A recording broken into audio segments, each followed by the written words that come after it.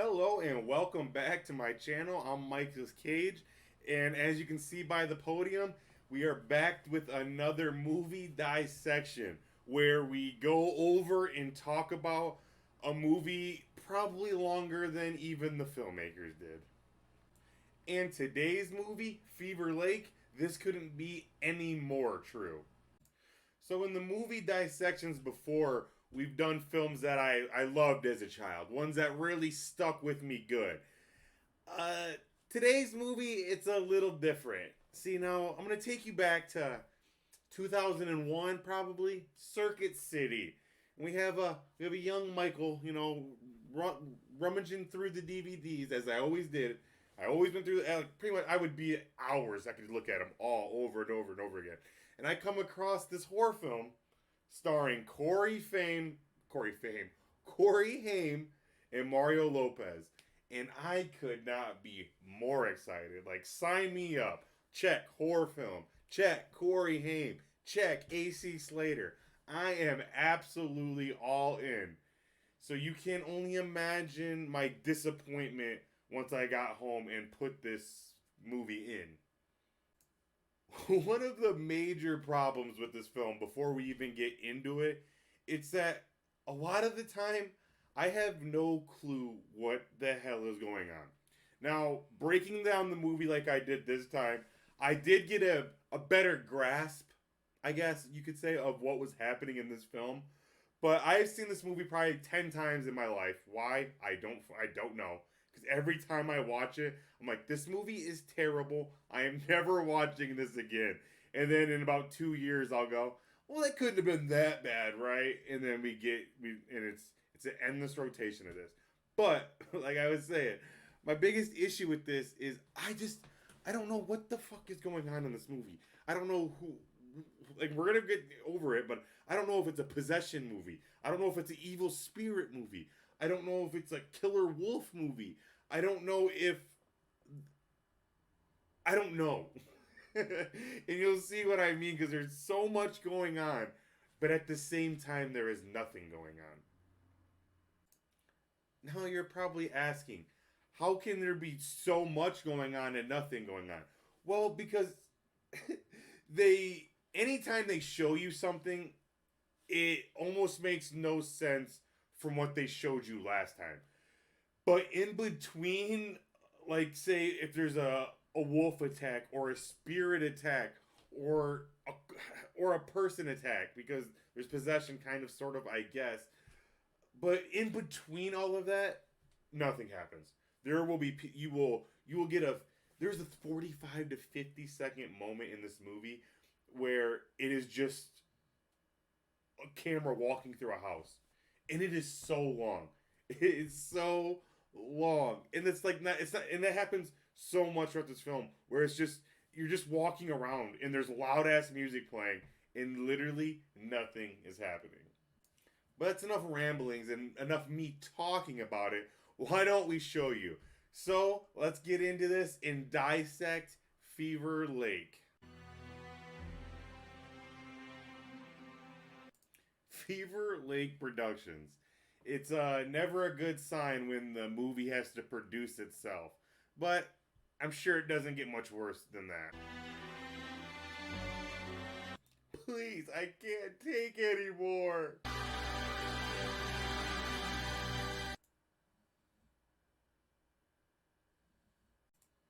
So, after that terrifying credit scene, we get immediately slung into some action with what seems to be a mother hiding her son.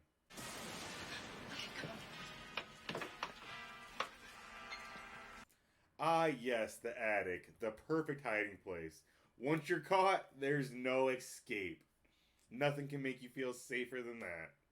I'm not really sure why she doesn't hide with her son, but she chooses a spot that I'm sure nobody will ever look. Yeah, they'll definitely never find you there. So after the mom shows off her brilliant hide and seek skills, we finally do see what they are hiding from.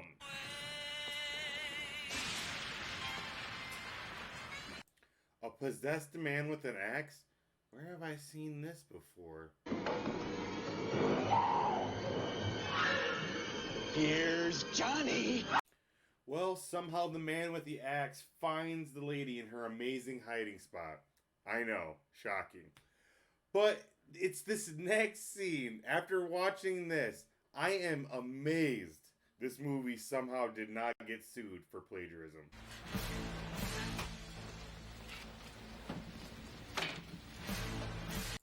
Now, did you see it? In a quick blink and you'll miss it moment, he does exactly what Jack Nicholson does in The Shining.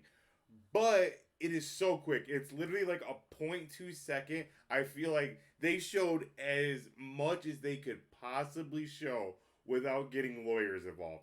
But luckily for us, we have technology. And now here it is next to The Shining. Here's Johnny. Here's Johnny. Here's Johnny. Literally the only thing the guy is missing is a "Here's Johnny." So once our movie decides to finally stop ripping off The Shining, our lady in distress jumps out the window, and just when you think she's gonna get away, the guy grabs her, pulls her in, and it doesn't end well. Even though this maniac just hacked up this kid's mom right in front of him, he does have a few words of encouragement before he leaves. We have to curse, boy. Can't escape it.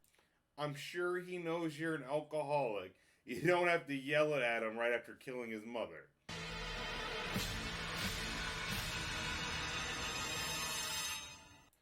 I'm pretty sure that's a sign for liver failure. Looks like it's worse than we thought it was. So that's the opening scene, and I have no clue what the hell just happened. And sadly, this is the most that I will understand what is going on.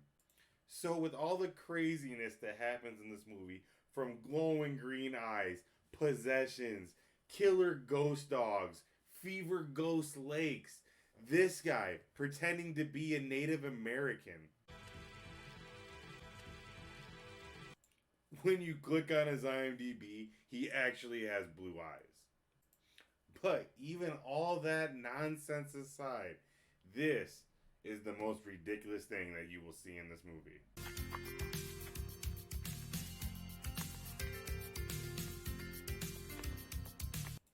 Now, come on, movie.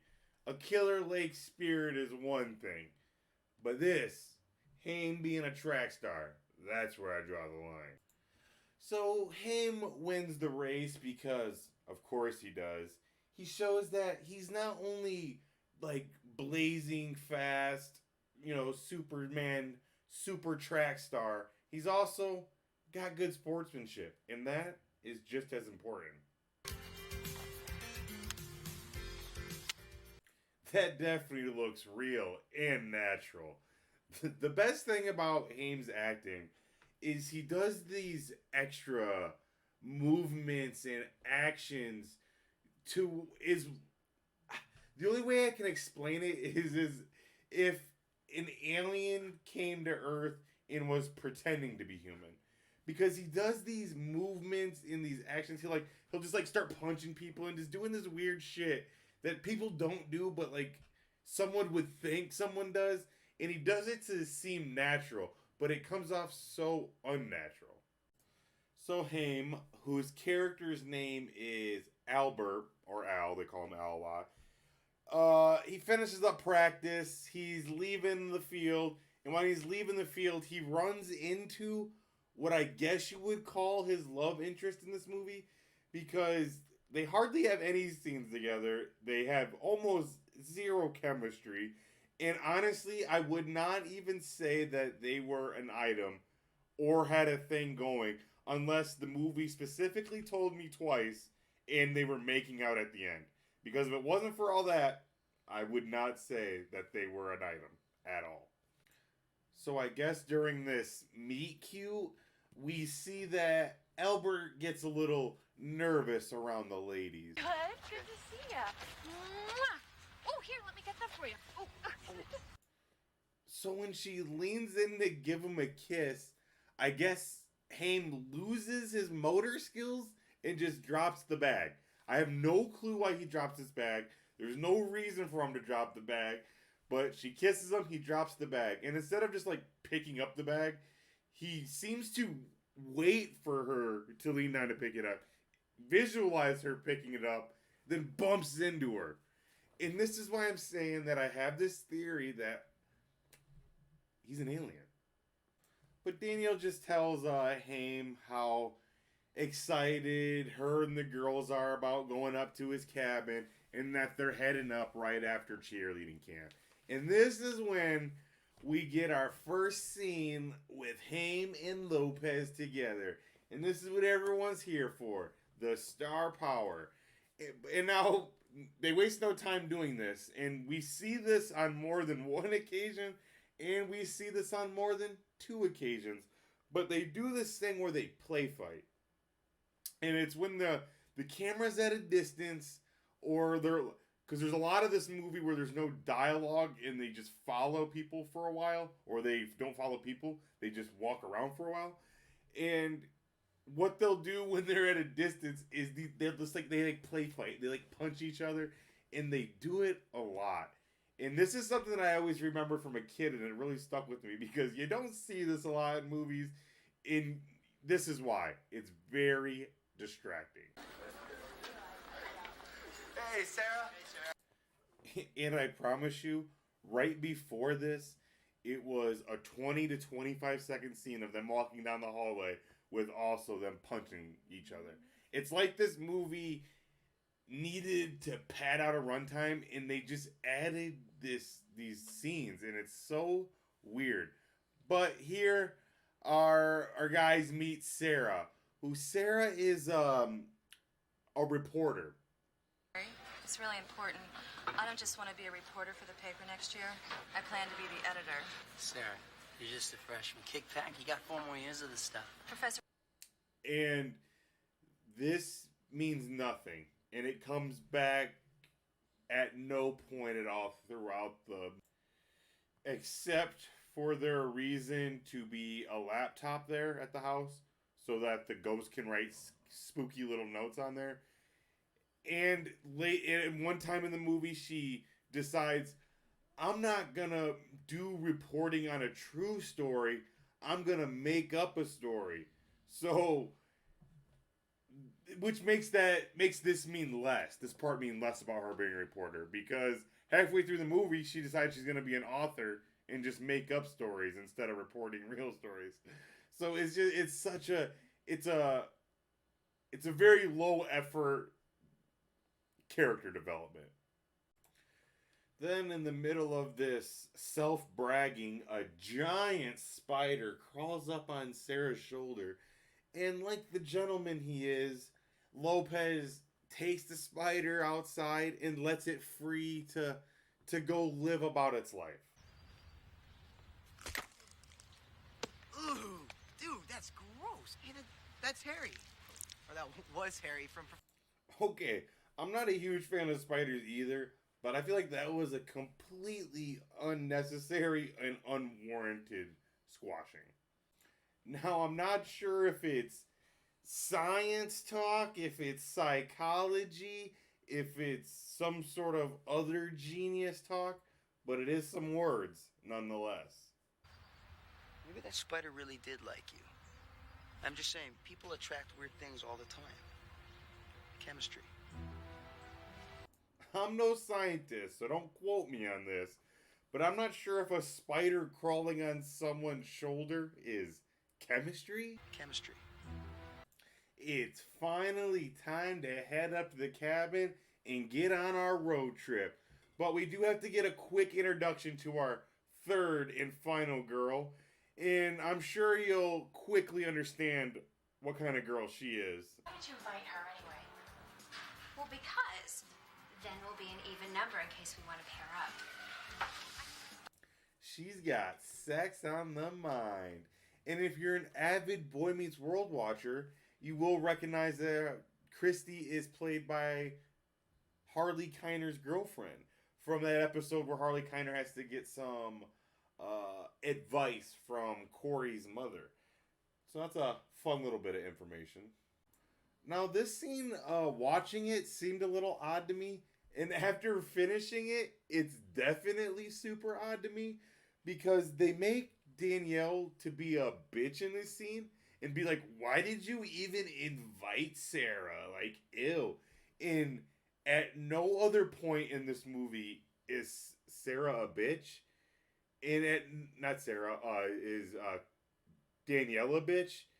And like, so it was such, it's a weird thing because usually you want to make the love interest of your star like a likable, so you root for them to make it. But they just her being like, why would you invite her is just such a weird, I don't know, it's a weird tone to put on the love interest of the film. All right, now we got our 3 girls, our 3 guys. We can hit the road. And on this road trip, it's where we get our only bit of smart writing that this movie has. Take it easy. We still gotta drive it. Okay. Oh, you're not gonna get Mario Lopez to drink and drive. He remembers the episode of Saved by the Bell where Zach got a little bit tipsy and crashed. He's not falling for that mistake. Here we learn a couple things about Bobby. Bobby loves sex. Gee, I wonder who he's gonna hook up with later. And Bobby loves his mom. Oh man, I forgot. I gotta call my mom. Let me use your phone. No, you're gonna have to wait till we get there, bro. Bobby, relax. Who's that, a mama's boy? Hey, shut up. Mama's boy. Mama's boy. What a fucking loser. He loves his mom. Like, they have no clue why Bobby has to call his mom. They don't know if there's like a sick family member, if he has to remind her to do something. Like, he seems pretty adamant on him having to call his mom. And then it's like, what a fucking loser. But we do later find out that Bobby is just a fucking loser. But that's not the point. They did not know that at this moment. So in the town that our rowdy co-heads are heading to, it is Sheriff by Bo Hopkins, movie legend. You can go to his IMDb page. There's been a movie or a TV show that you've seen this man in. He's been in a ton of shit over the years. He passed away, I think, last year or so.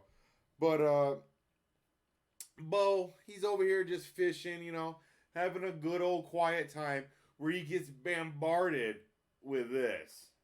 I gotta get going. You don't understand, Sheriff. Once the spirit leaves the lake, there's no stopping it. It can enter anything and anyone. People, animals. It controls them from within. I've also had this vision. So if this guy just goes to bed for about 4 to 6 hours, it should wear off by then. So Bo hits us with our horror movie cliche number 1. Don't believe him. And for one of the rare times, I do not blame this man for not believing him.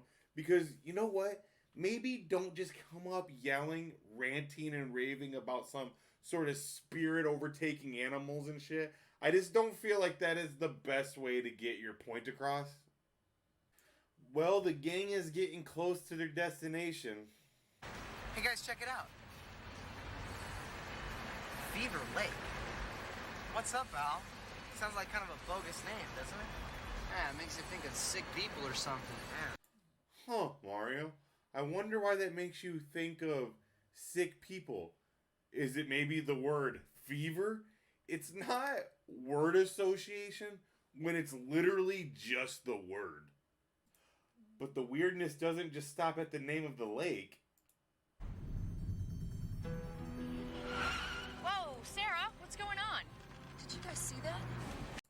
So we have had a possessed, shining evil dad, a bubbling, ghostly lake, a Native American telling us about some sort of evil spirit that can go in and out of people and animals, and now we have a little boy ghost.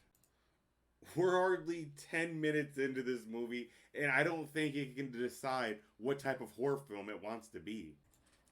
Before our boys can get to the diner that they are meeting the girls at, before they get to the cabin, they do have a little run-in with Sheriff Bo, who I would say oversteps his boundaries a bit. Well, you must be lost. There's no cabins on this side of the lake. Now, about 5 miles back, there's another road that'll take you around to the other side. Nice cabins to rent over there. Well, thank you, but we're not renting a cabin. We're staying at my friend's house.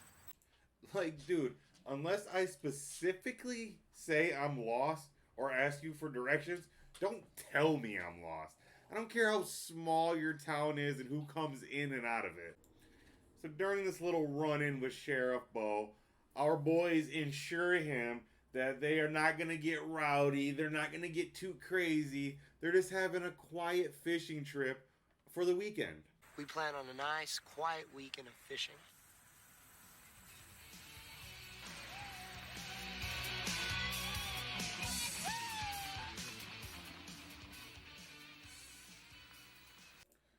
So I guess that this was supposed to show them how rowdy and crazy they're gonna get, but all they really did was like drive by at the speed limit and not that loudly yell, "Woo!"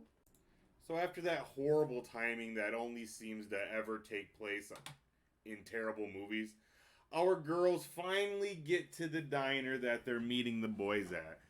Let's hope that the diner people are a little more welcoming than Sheriff Bo.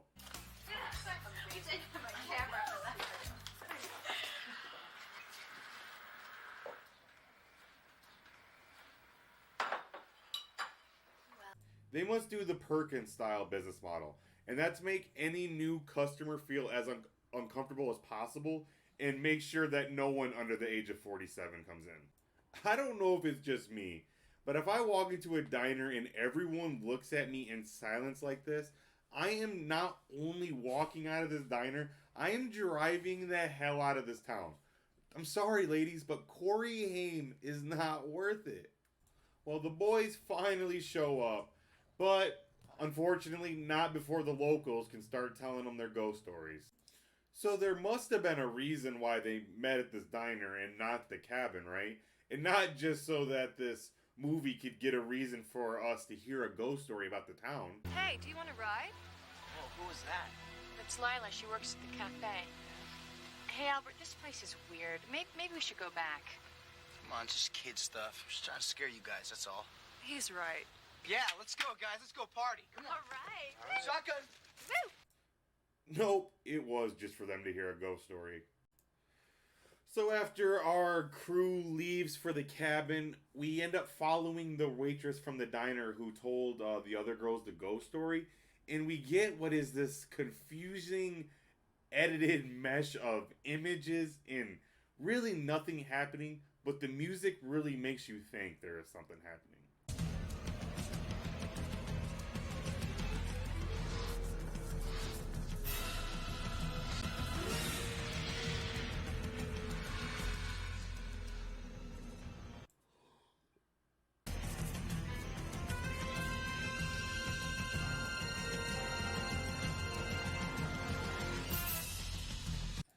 Like, you see all the movement with the camera and the action, and the music is going, and it's like, oh god, something's happening.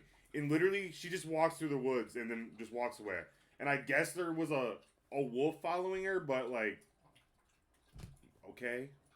So I did condense that scene down, obviously, to that, like, I don't know, 10 seconds or whatever it was. But that scene is literally like 30 plus seconds and it's just the camera following her. I really wonder how long this movie would be if all like this padded time of nothing happening. Like, they honestly they'll show, like, when the police officer Bo pulled over our the group of guys, they literally showed the entire time of him pull him over, get out of the car, walk up to the car, roll down the like there's no, like, they have padded the time to a crazy extent. But anyway, the kids finally get to the damn house. Albert. Yeah. Open the door. We're going in. Should be open. Your family just leaves the door open? I'm gonna go with my stuff. You guys make yourselves at home. All right. So Albert, Corey Haim, he does this a lot in this movie. And that's like where someone will ask him a question, and instead of answering it, or at least like telling them that he's not comfortable answering it, you know, because maybe it's something to do with his family. He doesn't want to open up to kind of stranger, right? So, but he could explain that part. He just blatantly ignores people and moves on with his day like he can't even be bothered with their question. And instead of Mario Lopez being like, you know, man, maybe you like should start answering questions, he says, this is why Albert doesn't answer the questions. Oh, that completely explains his disregard for anyone asking him anything. So everyone wants to begin, you know, get settled in, unpack their luggage and stuff. So Chrissy asks Corey Haim, what's the room situation like? We got 2 rooms, one for the girls, one for the guys, both upstairs. Oh, cozy. Are you trying to tell me that this giant ass house only has 2 rooms? Well, everyone gets settled in their rooms and stuff, and we get another completely normal interaction with Corey Haim. Girls, hey, hope the room's okay. Listen, a little note. There's no televisions, there's no telephones, so I hope you guys don't freak out or anything. You gonna survive? I can't wait to get down to the lake tomorrow. Me neither. It's gonna be the best weekend ever. Okay, bye. What a natural. So it's the first night on the cabin. We got 3 girls, 3 guys, a cooler full of booze. Things are about to get wild. Here, you coming? Yeah, we're gonna turn in. Get an early start on the lake tomorrow. Cool. All right.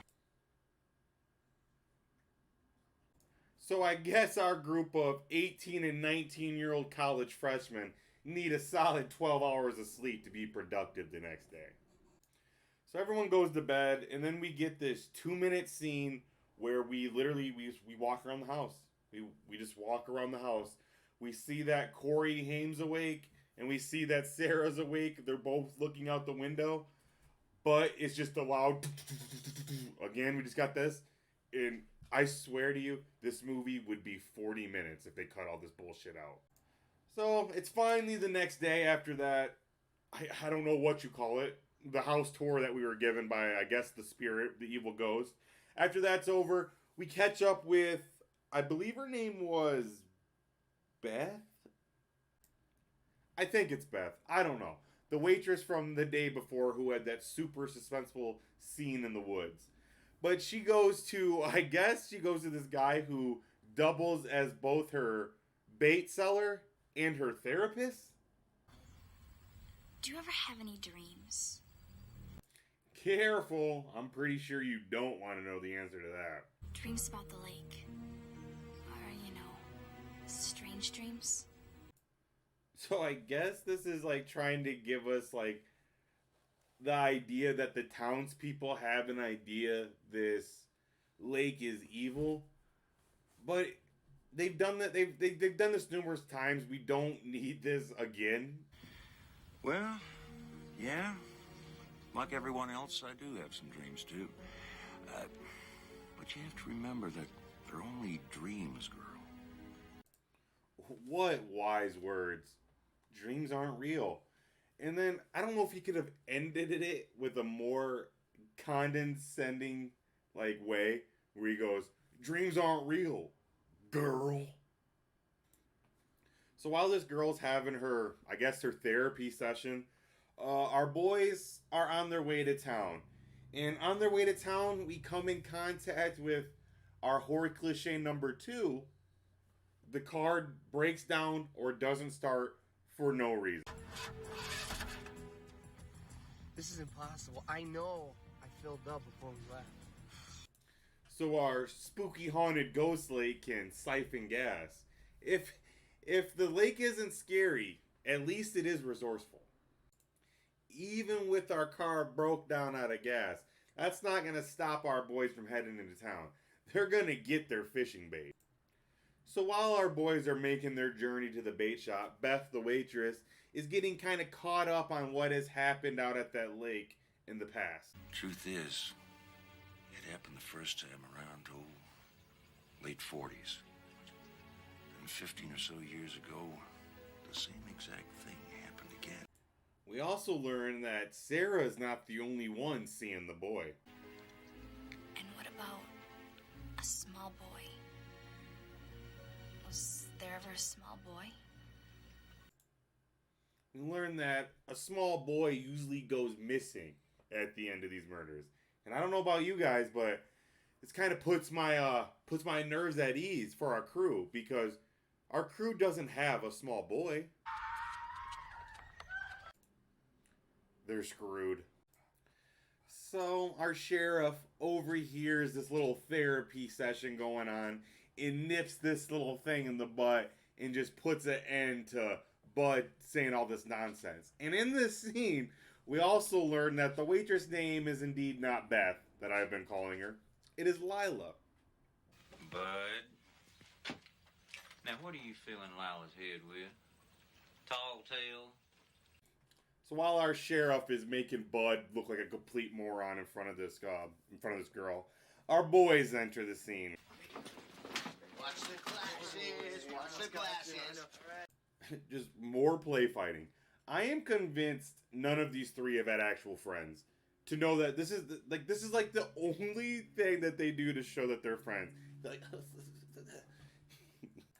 once the play fighting ends, Lila goes, talks to Mario Lopez, asks how he's loving the lake, even though all they've done is sleep at the lake. The boys realize that they need bait, and they got a new thing on the list. Had an empty gas can around or something. Ask and you shall receive. Oh, great. Awesome. So that guy literally has to be always carrying that gas can with him, waiting for this exact moment. Because he didn't have the gas can behind the counter. He didn't have the gas can in back. He didn't have the gas can out in his garage. He's like, oh, you need a gas can? Here you go. Literally like it's pop. Like it's just there. Bro, like no one just has a gas can that accessible and ready to go. Especially one to give someone.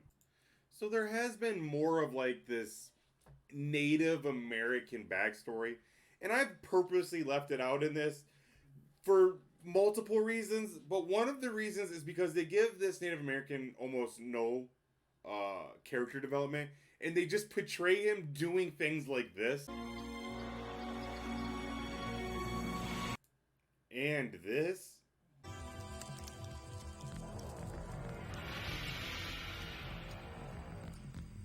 Of course, this. And who could possibly forget this? So as you can see, they really cared and gave him a ton of character.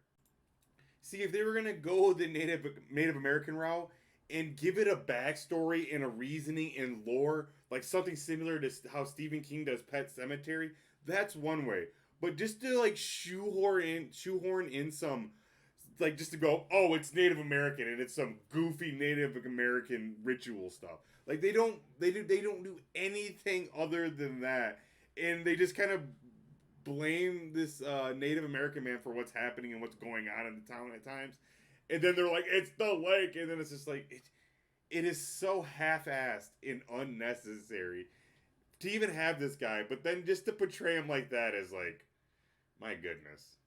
A nice little rule of thumb, I feel, is if you took it away and your movie would be exactly the same and it adds literally zero to the plot, just don't have it. Where the hell were we at in this movie?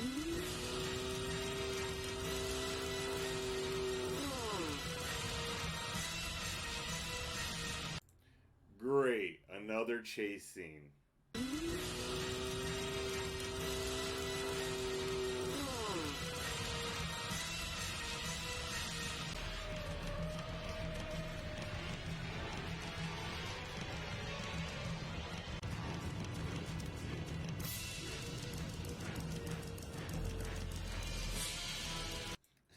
Do you see how long that feels?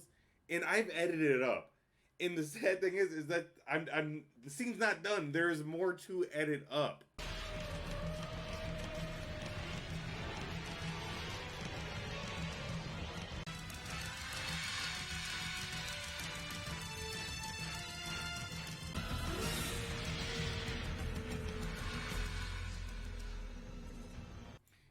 you see what I'm saying by pointless shit that they're just using to drag this out? And what's even more hilarious about this is those scenes that I just edited, you would have no idea because it's literally, I think they shot this the same day because the lighting is the same.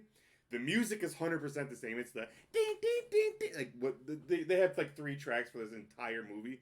But I edited some of the first chase scene into the second chase scene, and I guarantee almost none of you even realized it because that's how little they cared about this movie.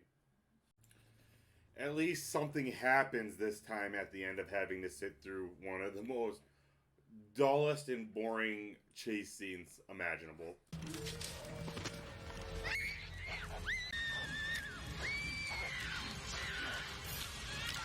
I know I'm saying this a lot, but what in the hell just happened? Oh, the dog was attacking. Am I losing my mind? Because was she not wrestling air?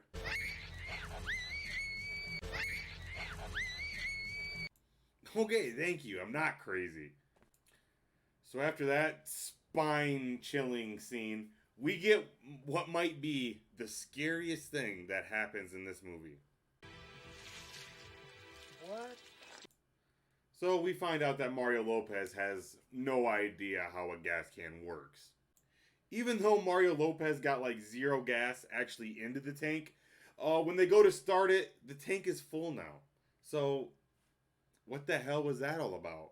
And for what reason? Who knows? But the boys finally, they get back on the road, they get back to the lake, and it takes only about 57 minutes for a movie about a trip to the lake for the people to actually get into said lake.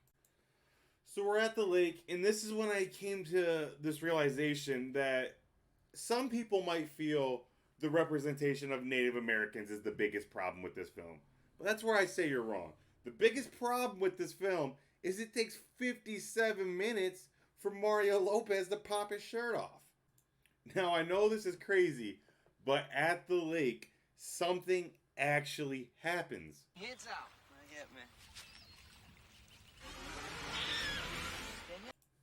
And I actually might be worried for her if Bobby didn't visibly come into camera when he took her behind the corner. Well, Mario Lopez and Haim are clearly legally blind because they didn't see Bobby take her. So they run up because, you know, they're terrified. They don't know what's happened to Danielle. And they look really, really hard to find her.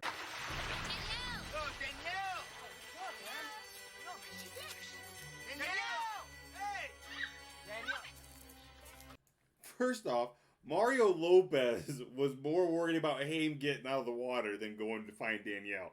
And then they sit there and go, Danielle? Danielle? They don't go to where she was just taken and, you know, look around and say, oh, who did that? You know, who did that? They go, Danielle! Danielle! So, it's just so, it's so unnatural and weird. The fever leg wants you. Hey, Bobby. Hey, take that spirit stuff real seriously around here, all right? Whatever, man. Whatever, man. I don't get it. The hamster is pissed about this prank. No. There will be no fun being had at his lake house. And it's almost 7 o'clock, so they better be getting ready for bed. We're gonna turn in. Get an early start on the lake tomorrow. Cool. Well, while our crew is out on the lake fishing, the townspeople end up finding that dead body. And instead of, you know, blaming this group of random strangers that literally just came into their town last night, not even 24 hours ago when a murder happens, they start blaming the house. Things are always happening every time someone's around that damn house. I want you to stand here now and tell me what you're going to do about it. This would seriously be the easiest town to commit a murder in. Because if you committed the murder, they wouldn't suspect a person. No suspects would be human on the list. They would immediately go blaming the lake and the house. Like, Sheriff, what are you going to do about the house? It's like, well, the murder didn't take place anywhere near that. Sheriff, you know it's the house. Well, the sheriff, who like is using common sense because the lady clearly looked like she was attacked by an animal because she was attacked by an animal. He's like, it was probably an animal. And, you know, let's search for this animal. Let's find this animal. Everyone just relax. Everyone freaks out because they think it's the house and whatever. But the sheriff decides he needs to go tell the group of kids that, you know, there is a wild animal on the loose. So the cop goes out there to let the kids know that there could be a wild animal on the loose because Lydia was killed. He does not ask them questions. He does not ask them if they know anything about it. You know, because they were the last ones to talk to her. The cops saw them talk to her at the bait shop. So they don't ask, he doesn't ask any questions about that. Just lets them know that Lydia died. Lydia has been killed.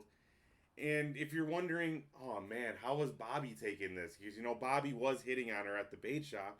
Is he okay? We can't let this ruin our weekend. Oh, Bobby, how can you be Hey, so listen, sensitive? we're all here, we're together, let's just make the best of it. Dinner's on the guys tonight. Dinner? I don't know if Bobby's ever going to be the same. And what the hell is Mario Lopez so confused about dinner? Dinner? Dinner?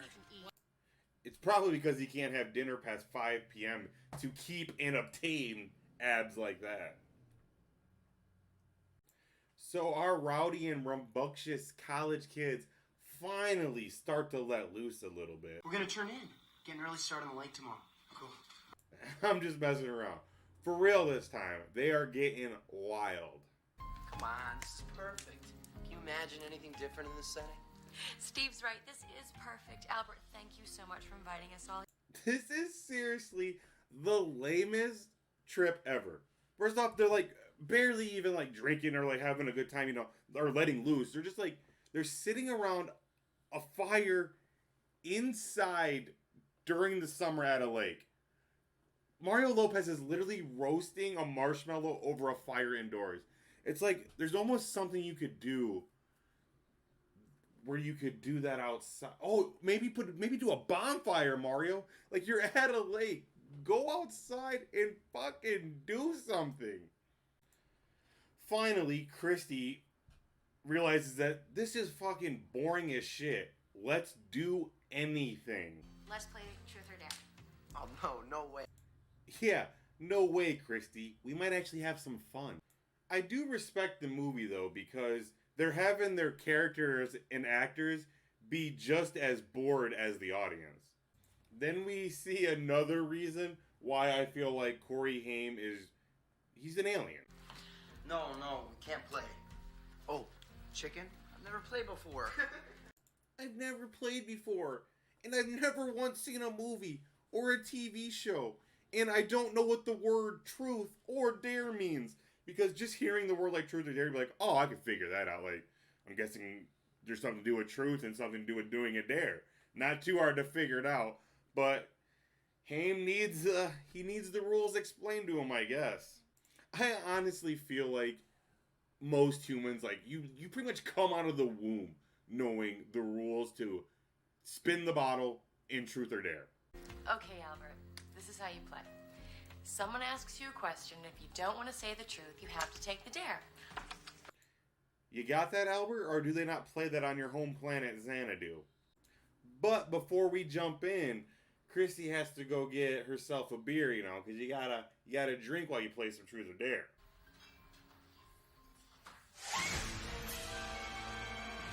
Why in the hell would the lights going out give her a jump scare? Never once had the lights gone out and I go, oh my god! But when the lights go out, Sarah starts giving some hints that she might be acting a little funny. The whole house, you dibs.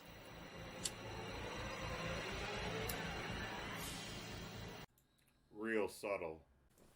Sarah is over truth or dare, so she suggests a more mature game. And that game is hide and seek. So everyone scurries off, Sarah's it, and now it's time for about 3.5 minutes of nothing but darkness.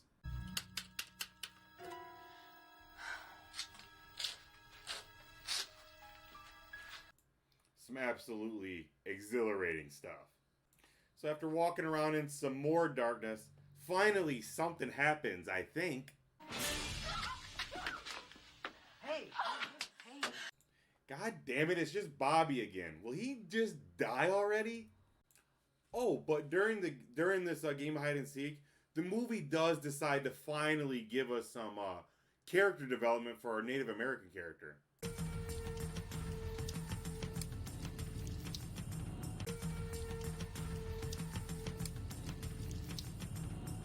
I really feel like I know him now. Back to our game of hide and seek.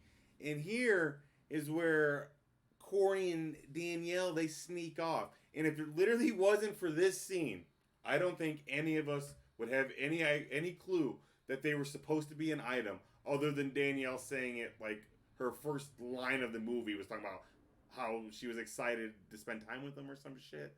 But here it is. Now, while they're making out, I feel like Corey might be possessed, but I'm not too sure. Now, the reason I'm not sure is because Haim has been acting like an alien this entire damn movie. This could just be how he makes out.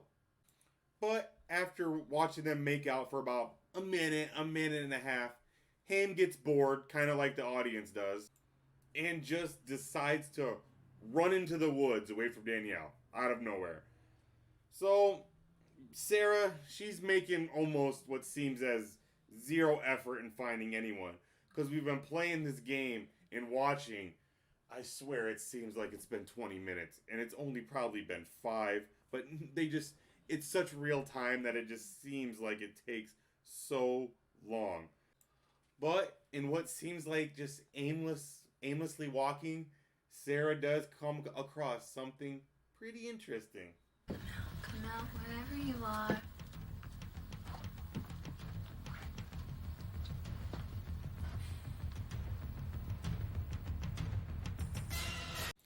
Oh no, this movie might actually mess up and do something.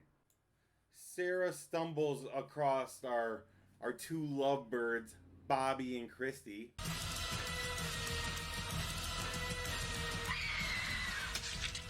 Wait a minute, that was just the Friday the 13th scene. This movie has literally just stolen another scene. They stole from The Shining, and that was Friday the 13th Part 2. I mean, that's what it would be like if Friday the 13th wasn't scary, suspenseful, or good.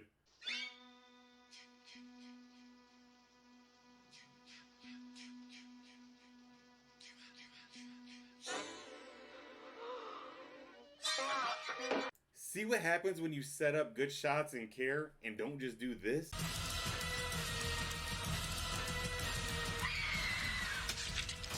It is insane that the scene that is shot in literal light has more suspense than the scene in darkness. So in the Friday the 13th scene, when Jason kills both of them, he stabs through them with an arrow, which makes sense, because you could kill 2 people with 1 arrow like that. But Sarah swings an axe once. There is 0 chance she could get to Christy on 1 hack of the axe. There's just no way. Like, she should still be alive, or it should be more than 1 hack. But anyway, where the hell were we? Oh, yeah, okay. So this movie is now inventing problems and reasons for our characters to do things. Oh, the defrost doesn't work too good. Be right back. I'm gonna go wipe the window. No, Steve, forget it. I can see fine. Come on, Danielle. You can't see anything. You'll kill us. Nothing like watching 2 people argue about who's gonna go wipe the window down. But even with a bum ankle, Steve, Mario Lopez, he's gonna go wipe the window down because he's a knight in shining armor.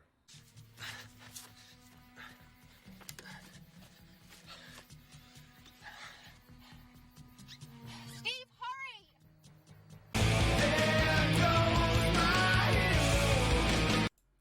But all this leads to what may be the greatest chase scene of all time.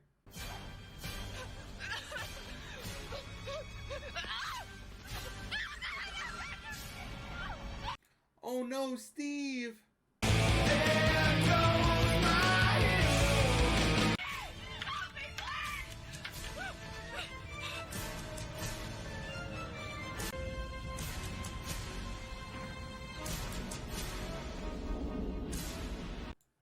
So she gets out of the car, trips over Steve, runs to the house, sees the doors locked, and then runs back to her car. Where then she, I guess, dies, maybe? So during this game of hide and seek, we've been getting glimpses of Sheriff Bo. And Sheriff Bo, he had a dream about the little boy. So he thought it'd be a good idea then to go where he knows young boys are staying at the lake. But anyway, he had a dream about the little boy, and then he thought he needs to go save these kids. Something weird is happening, so he starts this trek to the lake. And when I thought this was a small town, and they've seemed to be able to cross like this town in a matter of 10 minutes, but this trek seems to take hours. He starts off, the spirit's trying to stop him. It knocks down a tree, but that doesn't stop Sheriff Bo. Sheriff Bo, then he climbs over the tree because it really wasn't that big of an obstacle. But that's not the only time the spirit gets involved in stopping Sheriff Bo.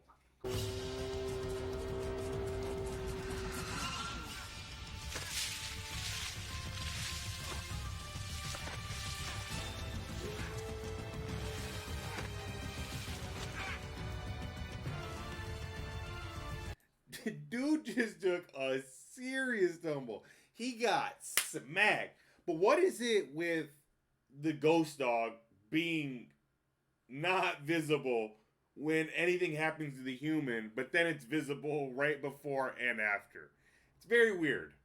But you didn't think that little tumble was going to stop Sheriff Bo. He gets right back up.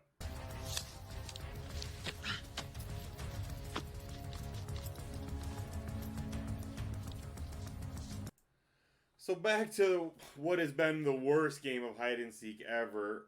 We find out that maybe our suspicions were true about the possession.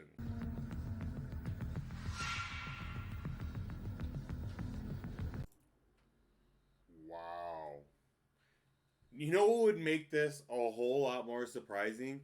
Maybe don't have your main character act like a literal alien the entire film. So Haim's got his sights set on Sarah now, I guess. But Sarah's also possessed, it seems. So what's going to happen with that? Who knows? But on his way to Sarah, Haim walks by the old lovebirds, Bobby and Chrissy, and he grabs the axe. And when he grabs the axe, you get a good view of them. And this proves my point from earlier. Both of these people should not be dead. See? Christy was not touched. Doesn't make sense. Maybe it should have just give her like another whack. That's all it was needed. It was just another whack. But Haim grabs the axe and heads for Sarah. And that's where we learn this bombshell. You were in the attic. Oh my god, what? So like, Haim was in the attic. Okay, so first off, not only does this make zero sense because this guy has like gone to college, which means he went to high school, which means there's a lot of things that happened for him to get there, first off. But that's not even my main issue with it. It's like, okay, so let's say Haim is the kid, right? So what? Who cares? That hasn't been a mystery at all throughout this film. It's not a thing. People aren't going around going, but what happened to the kid? Where's the kid? That's not anything that's been said. No one's been like, oh, you kind of look like someone I know. None of this has happened. So it's just like, okay, he was the kid. Man, that sucks for him that he went through that as a kid, but okay. Oh ho ho. But the twists and turns do not stop there. Killed him, Albert. Because I asked you to. Don't be like that. Albert, come closer to Mommy.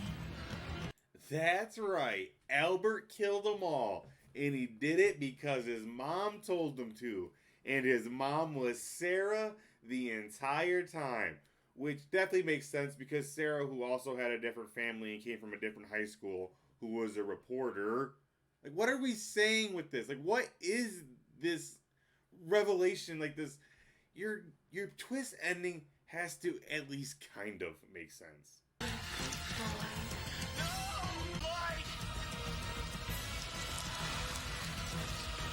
You promised that all this evil would go away!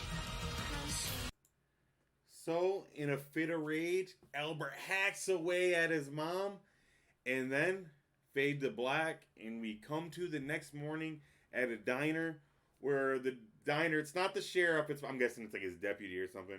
He's talking to one of the workers at the diner, and he explains everything that happened the night before, because Sheriff Bo found this entire massacre, and he feels responsible, I guess. But now we get up to the spot where Sheriff Bo is ready to put an end to this evil. He can't have another massacre like this. Clear Springs, you best go home. That's right. He's gonna burn it.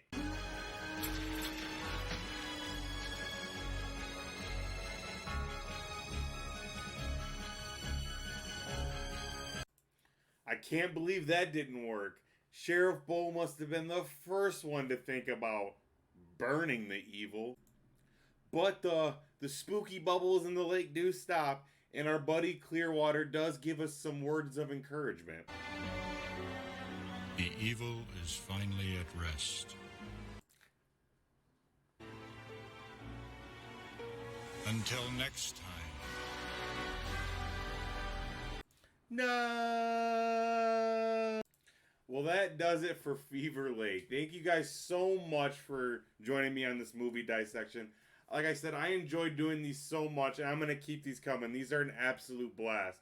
But these do take a lot of time and effort to make. So if you do enjoy these, please like and share, because, like I said, these take time.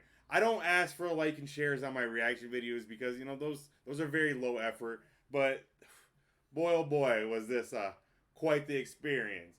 But thank you guys so much for joining me. What movie we do next time, we never know. I had no idea I was going to do this movie, but it just popped into my head. I said, that's a perfect movie to make fun of. And you know what? It was. But I will see you guys next time on our movie dissection. Peace.